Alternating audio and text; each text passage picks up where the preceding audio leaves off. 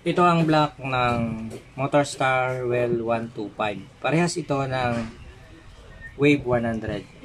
Pero mas malaki ito talaga sa Wave 100. Ang kanyang bore ay 54 mm. Tama? Yes. So, ikakabit natin ito dito sa makina nito. Motorstar Well 125. Napakita namin sa inyo. Gawa ng marami pa rin nagtatanong, kahit sabihin natin na may mga tutorial lang din na paggagawa ng motor, ay madami pa din namang nagtatanong. At saka medyo natabunan na tayo ng mga scooter. Bihira na makikita mong nagagawa ng ganito. Medyo malayo na nararating ng paggagawa ng motor. Habang yung mga naiiwan pa din na gumagamit pa din ng mga ganitong makina ay nawawala na, hindi na makita kung saan sila makakuha ng tutorial para sila na magdi-DIY ng pagkakabit o pagbubuo ng makina. So, sa video ito, ang gagawin natin ay magkakabit lang tayo nitong block. Mahalaga din to na malaman nyo kung paano magkabit dahil may mga sunod-sunod na ginagawa bago natin to ay kabit. Bubuhin na din natin, isasama na natin yung kanyang pinaka-cylinder head. Andiyan sa gilid mo. Yan. Buo na yan. Yan yung binidyo namin una na ikakabit talaga namin dito. So panoorin nyo na lang yung kasunod na video nito, o bahala na, basta itong video ito ay may kasunod. Tingnan nyo na lang sa mga sunod kong upload. Bubugaan ko lang to dahil ito ay may gabok-gabok.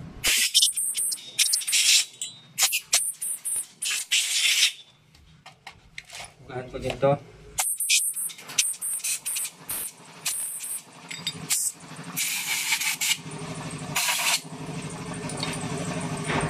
Kailangan nating magawa ng i-apply din natin yung tamang linis ng makina pagka tayo ay nagagawa. Saan yung piston na rin? Andun lahat. Yung piston natanggal yata yun.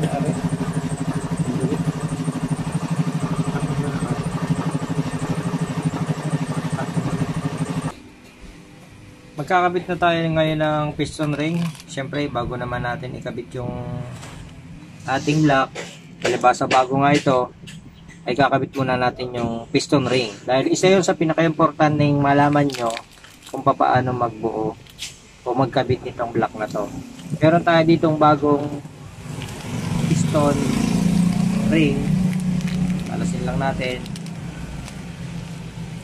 Itong piston ring ay may iba't ibang hugis. Katulad nito, ang tawag dito ay oil expander. At ito naman ay oil ring. Itong dalawang manipis na to, bali dalawa ito mga boss. Pakanan mo ng malinaw, kung bastang ituto. Meron tayo dito ang dalawang oil ring. Na to, pinagigitnaan niya itong ating oil ring expander. Gawa ng dito sa ating piston, pinaka-piston, meron siyang groove na tatlo. So magkasama ito dito sa pinakailalim.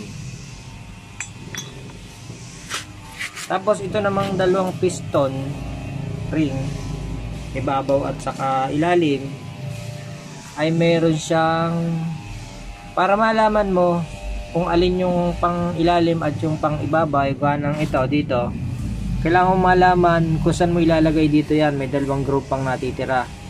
Ang palatandaan lang para malaman mo o para sigurado ka kung saan mo ilalagay itong dalawang ito. Itong isang piston ring, itong puti na to, yung pinakakanto niya wala siyang talas, samantalang itong itim na to matalas to. Ibig sabihin nun, itong matalas na to, dito to sa pangalawang groove. At ito namang gaspang ang pinakakanto dito sa unang groove. Okay. So malalaman natin mamaya pagka ikinabit natin kung paano ang kanyang posisyon. Uunahin lang natin itong kanyang oil ring expander. Ito yung intake. Ang gagawin natin, ang intake, kita nyo yung dulo ng intake na yan, kita nyo yung dulo ng oil ring na yan. Huwag mong kalikutan at umabol na ako ng umabol eh. Yan. Para ganyan yan, nasa una ang posisyon yan. So kung ito ang in, dito natin siya ilalagay. Pag ganyan.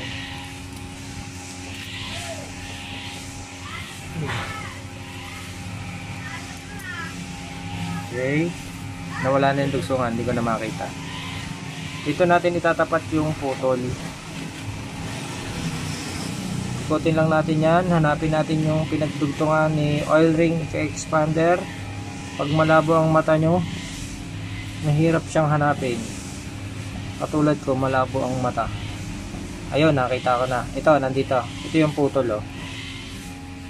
Yan yung tagpuan ng dulo ng oil ring expander. Sunod, isusunod naman natin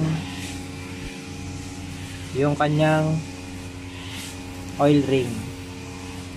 Ang posisyon naman nito mga boss ay sa ilalim. Kahit magkabaligtad, kahit kaliwa o kanan, basta hindi magkatapat.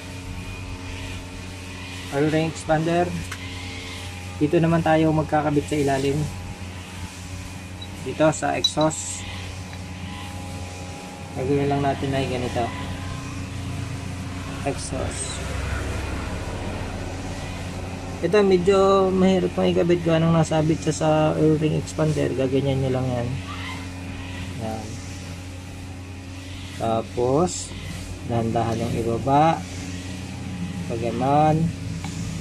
Ganyan. Ganyan. Pag ganyan. Ganyan. Pag ganyan. Okay. Nandito siya sa kabilang side. Yung kanyang pinaka kabilang dulo ay nandito sa kabilang side. Check natin yung kanyang oil ring expander kung tama po yung posisyon. Medyo gumalaw siya. So itong dulo ng ating oil ring, hindi natin itatapat dito sa butas na to. Ilalayo natin yan. Nasama siya eh. Yan. Idiinan lang natin yung oil ring expander. Tapos ilalayo natin sa butas. Ito. Ayan, nakalayo na siya. Okay.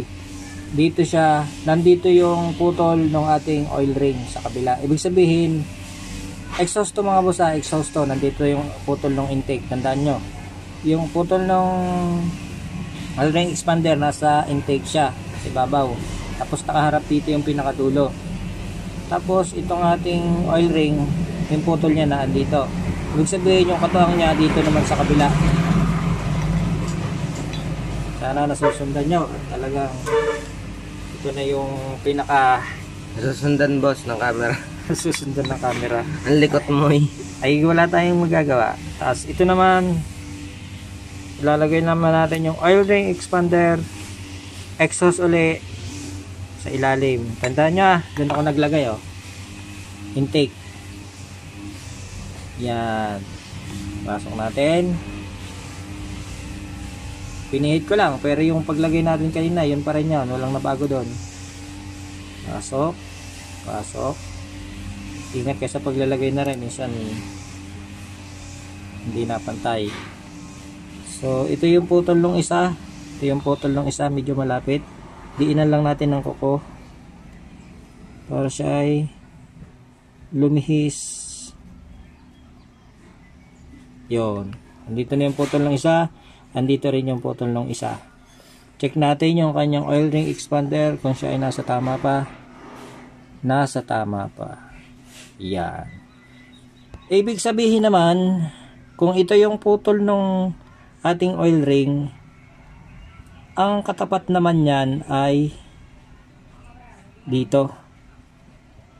Dito natin itatapat. Kabaliktaran naman dito sa ito yung posisyon nito. Dito naman tayo magkakabit sa kanyang intake. Hihirisan natin to. Imbis na dito tayo magtapat ng unang piston ring na ilalagay natin, yung matalas, dito tayo maglalagay ng putol sa kabilang side na to. Ito yung side ha, oil ring. Dito tayo maglalagay ng putol sa kabila, sa liitan. Tapos ang top na re, wala tayong makakitang palatandaan. Are, top nya ay dito. Dito tayo, inihiris lang natin doon sa kabila yung putol ng kabila. dito natin ilalagay. Huwag natin itatapat doon sa butas. Yan, ganyan. Ito yung matalas mga boss ha.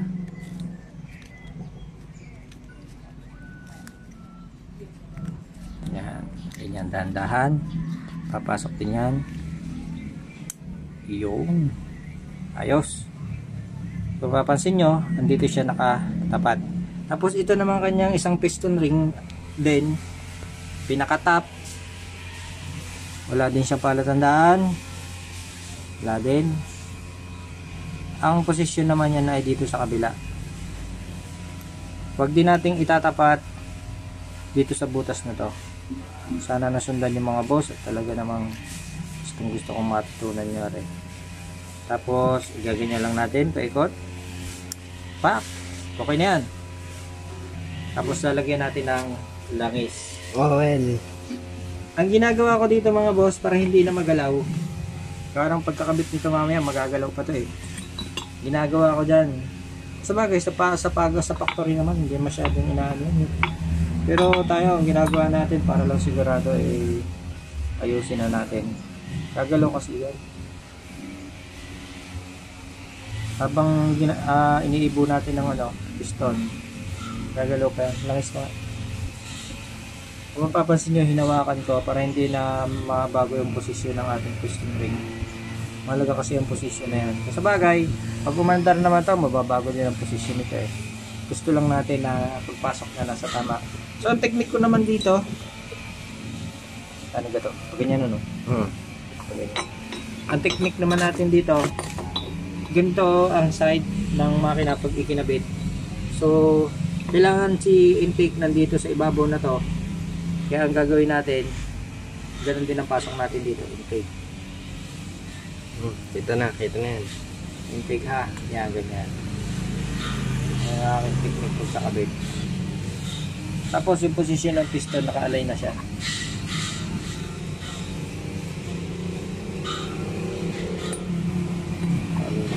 Kay taob mo, ayos lang yan. Ha?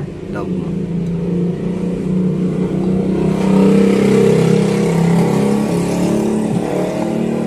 Lagyan nyo lang itulak, tulungan nyo yung piston na pumasok siya.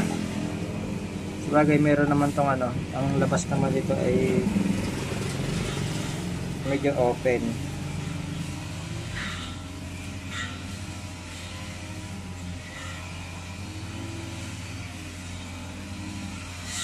Yan. Tulungan nyo lang siya makapasok. Tulad nito nasa labas. Tulungan nyo lang. Tulak nyo pa gano'n.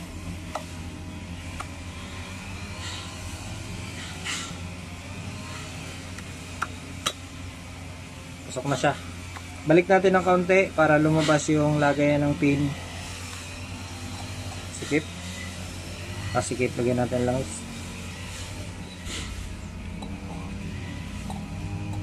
Virgin pa.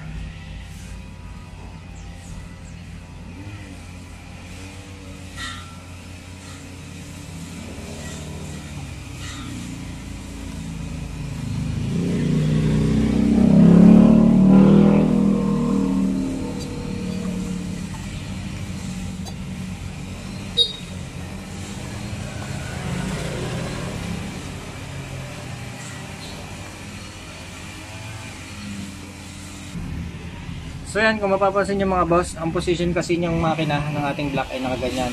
So yung pin natin ilalagay dito, tapos inalutang lang natin siya ng kaunti para may pasok yung pin. Ang gagawin naman natin ngayon ay ilalagay natin yung lock. Asa naman yung lock? Dito mga boss. Lock ng pin. Ito. Ito yung lock ng pin. Napasok natin to. Yan, pag wala nito, naku, hindi pwedeng wala yan. Ilalagay natin dito. May groove yan doon, papasok nyo lang.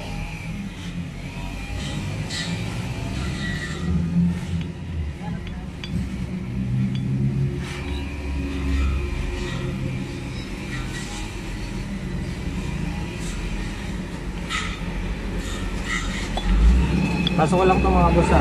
Galing magpasok mga boss, pwede kasi itong kamayin. Huwag nyo nang pansinin ang hita ko. Pansinin nyo na lang yung ginagawa ko. Yan. Ganun yung sa ipaling, tapos boom. Kakabit na natin ng block. Lagyan lang natin ito ng langis para pagpasok mamaya makatulong na malubricate yung kanyang pinaka-lining. Tapos susunod natin ang primary gasket. Bago din yan mga boss. Order from Thailand. Thailand.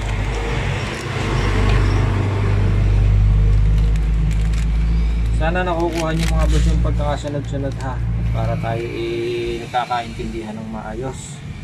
Ari ginagawa ko para mas maintindihan.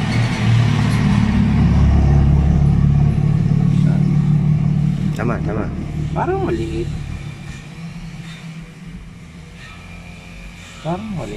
So ito ilalagay niyo yan dyan. Iaayon nyo lang sa itsura nito. Sa hugis nito yung kanyang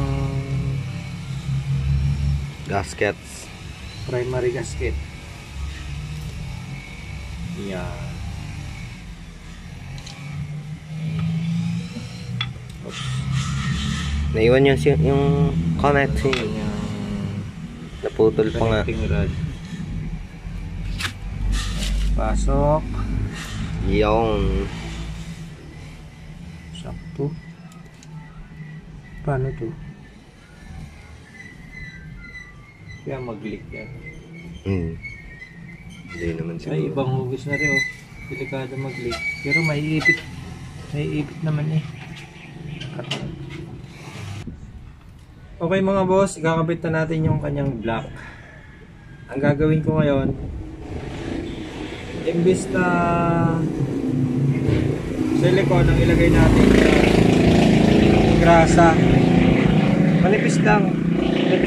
Ilang purpose nito, kaya natin nilalagyan para kumapit lang yung kanyang gasket, para hindi malaglag mamaya pagkakabit natin. Yun lang ang purpose nito. Pero hindi naman na talaga to kailangan lagyan dapat. Tsaka hindi na to kailangan lagyan ng beta gray dahil ito ay bago. Hindi na kailangan. Pampakapit lang to mga boss. Pag naipit yan, din yan, may lalabas din yan. Pero alam nyo naman itong grasa, nakakatulong din to pampakapit. Baliktad. Yan, pag ganyan. Unahin natin to. Yan, didikit yan dyan. Hindi yan malalaglag. Siguro dito nyo lang ito makikita sa akin. Ako lang yung gumawa ng ganito. Pero merong mga mekaniko na ang grasa ay ginagamit talaga sa pagkakakabit ng mga ganito. Dati ako nagagawa ng sa traktora, kasama ko yung kapatid ko. Ganito ginagamit namin. Pampakapit. Yan, hindi na siya malalaglag. Tapos saka natin tayo papasok. Ganyan. Intake. Tingnan natin kung naka-intake na siya o tama. Intake yung ating piston. Tapos sasalpak na natin. Yan. Kasi ninyo hindi nilalaglag yung kanyang gasket. Tapos ito isasalubong naman natin. Ito pipihitin nyo to. Ay, ano to? Parang bibitaw na. Isasalubong natin to. Tapos ilalagay natin yung kanyang pin. Nasaan ang pin? Sa box. Sa kon. Ito yung pin. Ito yung tinatawag na piston pin mga boss. Lalagyan natin siya ng kaunting lubricant. Ang pasok nito ay dito sa kabila, gawa ng naiuna natin yung lock dito. So wala lock dito sa kabila, dito tayo magpapasok sa kabila. Silipin nyo na lang dyan sa kabilang side. Yan. Hindi ko makita boss. Kaya takloban na. Sorry. Hindi pala makita. Yan guys, sote. Sote. Hindi din namin makita pa rin. Hindi niya makakita. Hindi niya talaga makikita yan.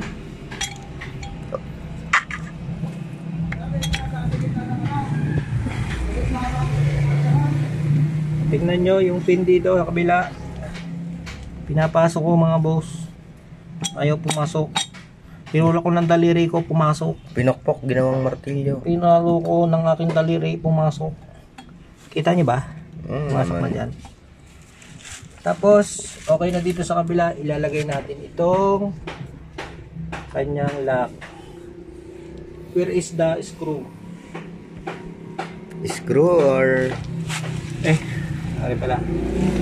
Ipitin lang natin to pag ganito. Tulad tong ginawa natin sa kabila kanina. Kunan mo din baka makukunan.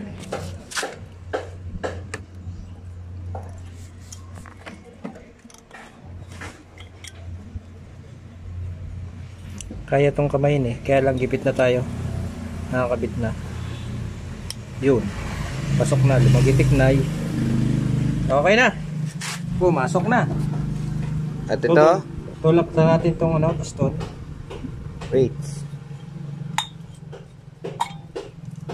Susunod natin itong kanyang... Ang tawag yan? Kadena.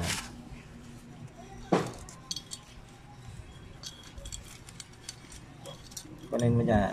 Yan. So, malinaw yan. Malinaw nating nakikita. Okay, ito. Pasok na natin. Mamaya, yung ano? Yung kanyang pinaka-connecting rod na iiwan. Hindi pa nakapasok yung block oh. Yung pinaka-piston.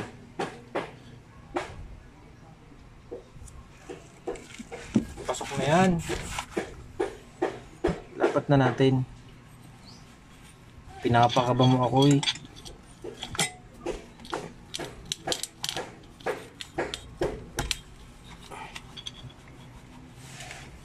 Jackhammer. Ayun. Yan lang natin ang rubber mallet. Sige.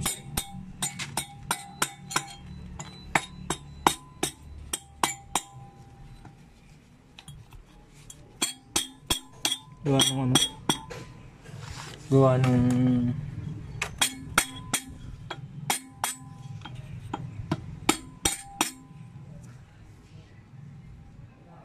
sikip siya gawa nung kanyang tawag doon, yung bilog.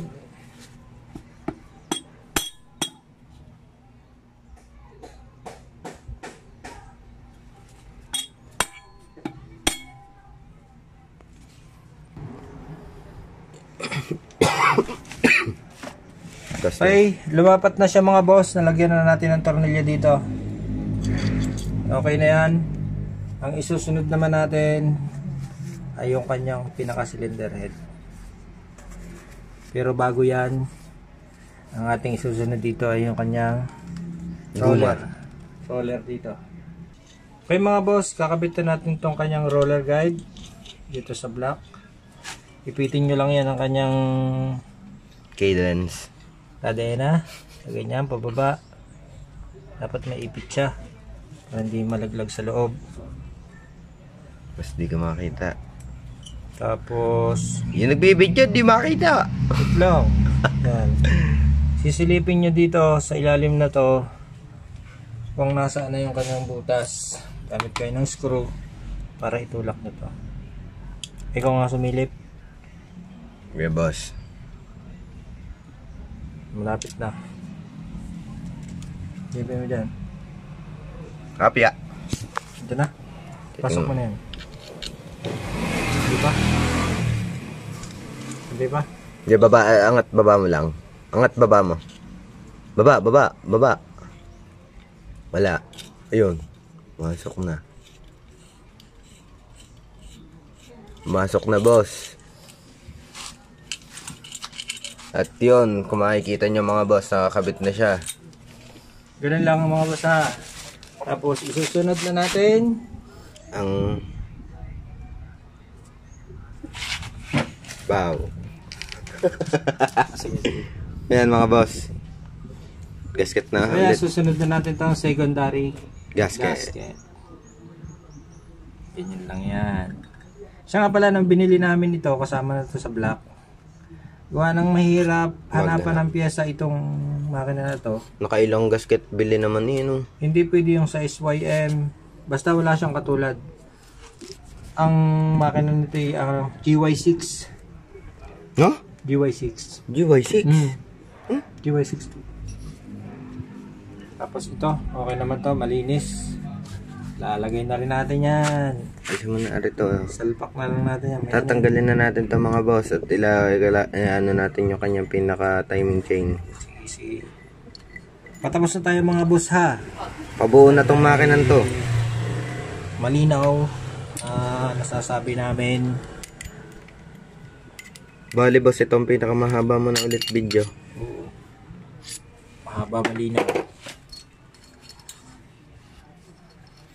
Mahaba. Hindi na tayo boss maglalagay ng beta gray, ganon? Hindi na. Beta gray. Rekta na yan, rekta na. Walang beta gray yan. Bago yan eh. Beta gray. Ay! Nya. May kulang. Kunya. Naka-play ka, parang ngayon lang nag-play. Hindi pala.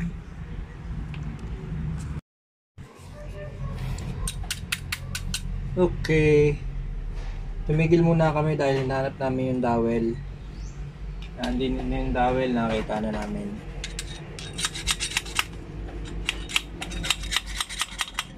Matutulak na lang yan mamaya. Basta makalagay yan.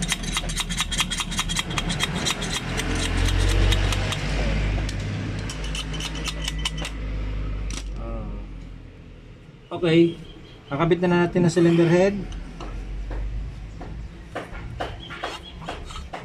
Ayos natin yung kadena. Timing scene. Timing chain.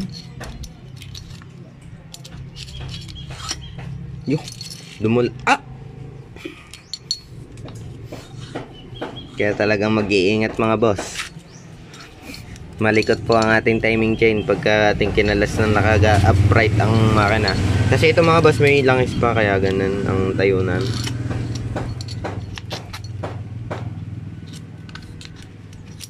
At ayun. Papasok na lamang. Nasabit lang sa dowels. Ang tigas ipasok ay gawa ng dowel. Adisalin yung dowel. Ayan. Kunti pa, ito ilalim boss. Ilalim, ito pokpokin mo boss. Yan. Yan, lapat na mga boss.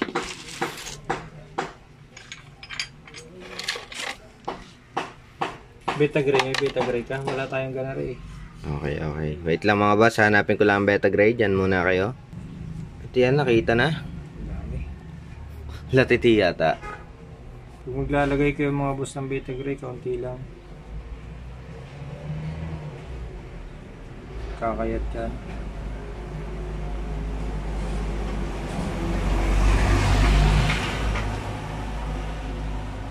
Manipis lang. Magkaroon lang siya.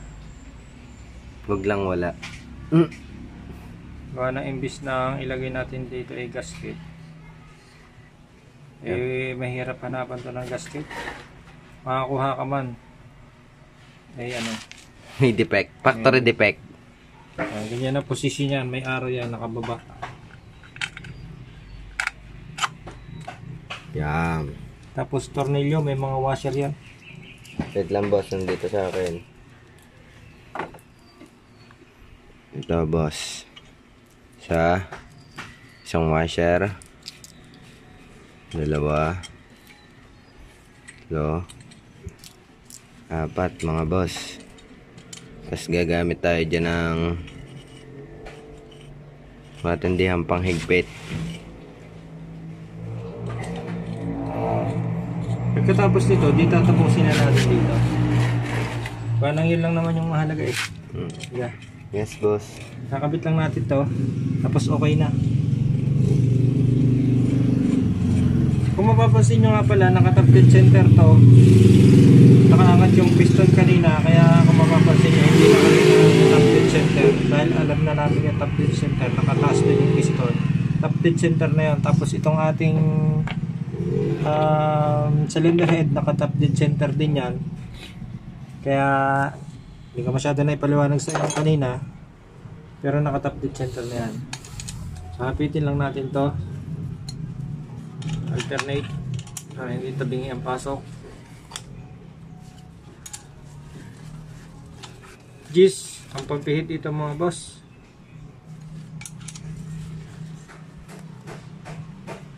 Saktong hapit lang, hindi nyo puputulin ng tornilyo. Stud na yan, boss. Hindi na yan nakakayang bunutin.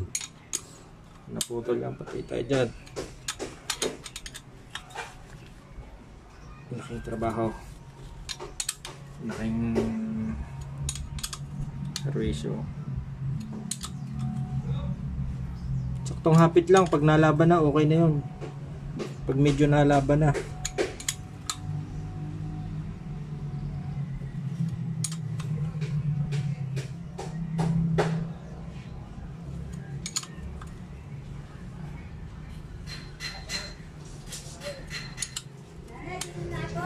kung tayo may torque wrench lang ba, no? Tansya, hindi itong tansyameter lang. peeling wrench to eh. Peeling wrench. Kung may peeling gauge, Peeling gauge, yan ay peeling peeling wrench. Mahigpit na yan, boss. Okay na. So yan mga boss, buo na siya. Ano pa? Ano pang gusto Timing nyo chain. makita? Timing chain? Kakabit pa natin timing chain o hindi na? Madali na yun eh. Ay, sige, sama na natin. Timing chain. Timing chain. Ito yung timing chain. Top dead center. Ang kanyang top dead pasanitin nyo to mga boss. Madali ito siyang pihitin. Gawa ng walang laban niya. Naka-zeros. Naka-top dead dyan. So, ang posisyon nito ay po ganyan. Kabit lang natin yung kadena.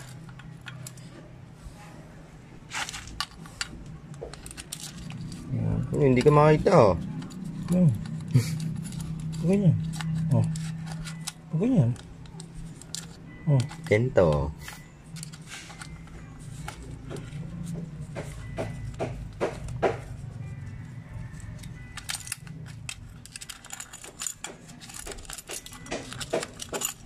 Ibas muna natin to. Hirap eh.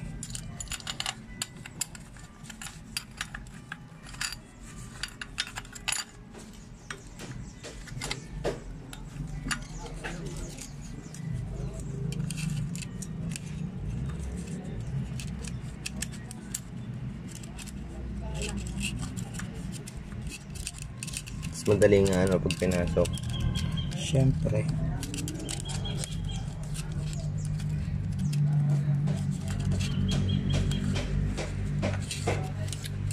May isa pa ako napansin dyan. Sa wave yung pinaka timing gear nila. Ano? Dahil wala kang tornilyo.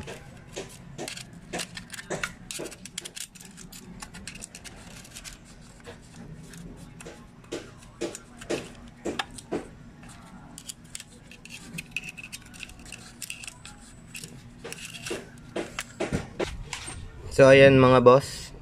Ano boss? Nakakabit na? Hindi ako Magic nagkabit. eh. Magic. Hindi ako nagkabit siya. Nagkabit mga boss. Ako na lang mag-video.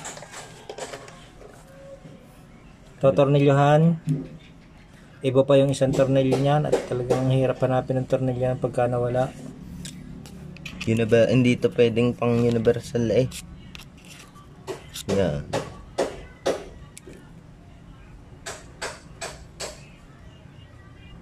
Ay pa pumasok, boss. Phillips screw. May Phillips screw ka dyan. Wala dito, boss. So yan, nahapitin lang yung mga boss. Tapos okay na. Wait lang, pause muna natin.